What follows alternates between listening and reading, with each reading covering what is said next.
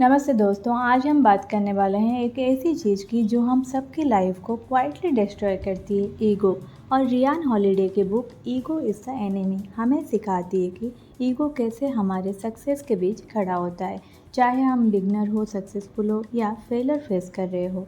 Ego at the beginning, जब हम start कर रहे होते हैं, जब हम अपनी जर्नी स्टार्ट करते हैं, ईगो हमें ये फील करवाता है कि मैं ऑलरेडी बहुत टैलेंटेड हूँ, मुझे किसी की एडवाइस की ज़रूरत नहीं। बट सच ये है कि लर्निंग माइंडसेट के बिना कोई ग्रोथ नहीं होती।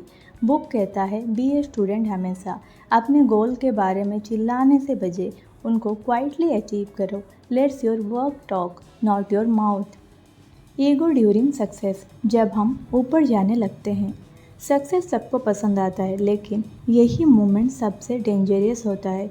ईगो हमें ओवर कॉन्फिडेंट बनाता है, हम क्रिटिसिज्म इग्नोर करने लगते हैं, हम टीम वर्क को लाइटली लेते हैं, हम सोचते हैं हम कभी गलत नहीं हो सकते। ऑथर कहते हैं stay humble, stay grounded.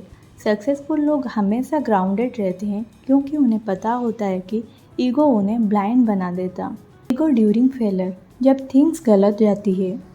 Failure जब आता है तो ईगो हमें बोलता है ये मेरी गलती नहीं है, मुझे अंडर एस्टिमेट किए गए, मैं कमबैक कर सकता हूँ अगर।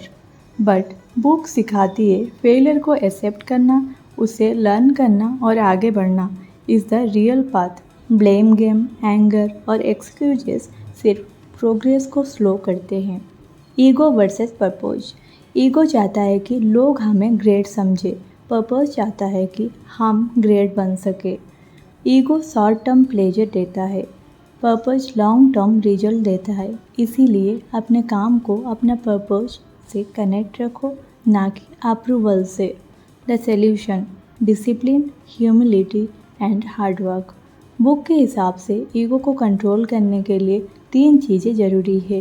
Humility, accept that we do not know everything. Discipline, consistent effort without drama.